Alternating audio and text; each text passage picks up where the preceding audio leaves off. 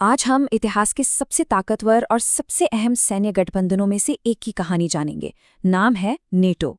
आखिर ये है क्या, ये बना क्यों और आज की दुनिया में इसकी इतनी अहमियत क्यों है? चलिए समझते हैं। अगर ये सवाल किसी से भी पूछा जाए तो शायद एक ही जवाब मिलेगा, नेटो। ये सिर्फ एक नाम नहीं है, ये वो ताकत है जिसने पिछले कई दशकों से दुनिया की राजनीति और सुरक्षा का रुख तय किया है। तो नेटो है क्या? इसे आसान भाषा में समझें तो ये देशों का एक ऐसा क्लब है जिसका एक ही नियम है, एक पर हमला, सब पर हमला। अगर किसी एक सदस्य देश पर कोई बाहरी ताकत हमला करती है तो बाकी सभी सदस्य देश उसे अपनी लड़ाई मानकर उसकी मदद के लिए आगे आएंगे। लेकिन सवाल ये है कि इस तरह के पक्के दोस्तों का क्लब बनाने की जरूरत ही क्यों पड़ी? इसका जवाब जानने के लिए हमें समय में थोड़ा पीछे जाना होगा। उस दौर में जब दुनिया इतिहास की सबसे भयानक तबाही यानी दूसरे विश्व युद्ध से गुजरकर निकली ही थी। 6 करोड़ ये सिर्फ एक नंबर नहीं है, ये दूसरे विश्व युद्ध में मारे गए लोगों की दिल दहला देने वाली संख्या है। साल 1945 तक यूरोप लगभग पूरी तरह बर्बाद हो चुका था और इसी बर्बादी की राख से एक नई तरह की दुश्मनी पैदा हो रही थी। दुनिया दो सुपर पावर्स, दो महाशक्तियों के बीच बढ़ चुकी थी और ये लड़ाई सिर्फ जमीन या हथियारों की नहीं थी, ये लड़ाई विचारधाराओं की थी, जीने के तरीकों की थी।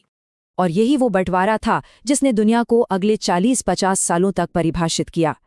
एक तरफ था अमेरिका जो लोकतंत्र और पूंजीवाद को मानता था, और दूसरी तरफ था सोवियत संघ जो साम्यवाद और एक पार्टी शासन की विचारधारा पर चलता था। यहीं से कोल्ड वॉर यानी शीत युद्ध की शुरुआत हुई। युद्ध खत्म होते ही सोवियत संघ ने पूर्वी यूरोप के कई देशों पर अपना कंट्रोल मजबूत कर लिया। इसे विंस्टन चर्चिल ने मशहूर तौर पर आयरन कर्टन यानी लौह पर्दा कहा था। मतलब एक ऐसी अदृश्य दीवार जिसने यूरोप को दो हिस्सों में बांट दिया था। जाहिर है पश्चिमी यूरोप के देशों में डर का माहौल बनने लगा था। उस वक्त का सबसे बड़ा सवाल यही था। सोवियत संघ एक बहुत बड़ी ताकत थी और कोई भी अकेला देश उसका मुकाबला नहीं कर सकता था। तो फिर अपनी सुरक्षा का क्या उपाय था? जवाब था एकता में। और इसी सोच ने नेटो को जन्म दिया, एक ऐसी ढाल, एक ऐसा सुरक्षा कवच जो सोवियत संघ के बढ़ते प्रभाव से पश्चिमी देशों की रक्षा कर सके। तो वो ऐतिहासिक दिन था 4 अप्रैल 1949।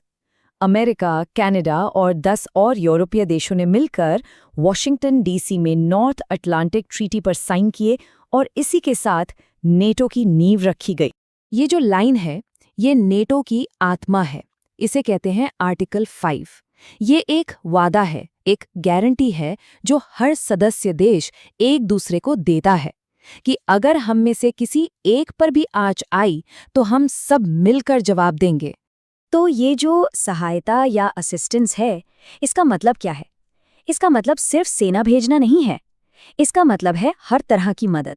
मतलब खुफिया जानकारी शेयर करना, हथियार और बाकी सामान देना और जरूरत पड़ने पर आर्थिक मदद भी करना।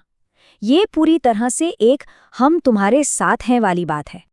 लेकिन नेटो सिर्फ 12 सदस्यों तक ही सीमित नहीं रहा।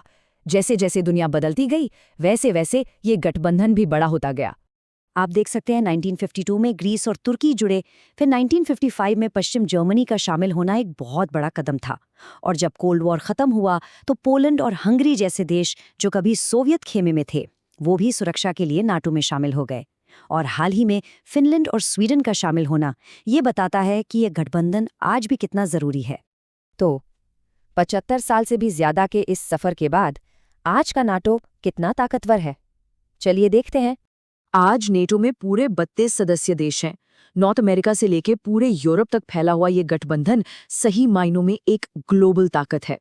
और ताकत सिर्फ संख्या में नहीं, सैनिकों में भी है। अगर सभी नेटो देशों के सैनिकों को मिला दिया जाए तो ये संख्या 35 लाख से भी ज्यादा है।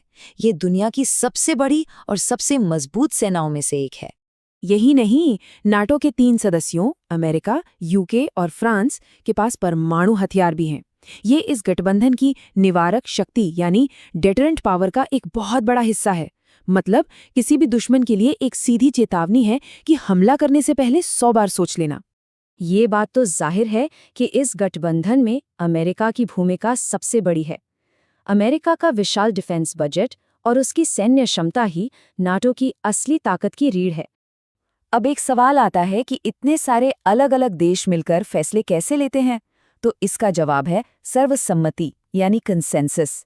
इसका मतलब है कि कोई भी बड़ा फैसला तब तक नहीं लिया जा सकता जब तक कि सभी 32 सदस्य उस पर राजी न हों।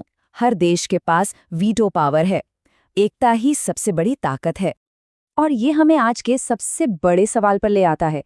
नेटो जिस दुश्मन यानी सोवियत संघ का सामना करने के लिए बना था, वो तो अब रहा नहीं। तो फिर आज की इस बदलती दुनिया में नेटो की क्या भूमिका है? इसके सामने नई चुनौतियां क्या हैं? ये वो सवाल है जो आज दुनिया के बड़े बड़े नेता सोच रहे हैं और इसका जवाब आने वाले कल की तस्वीर तय करेगा।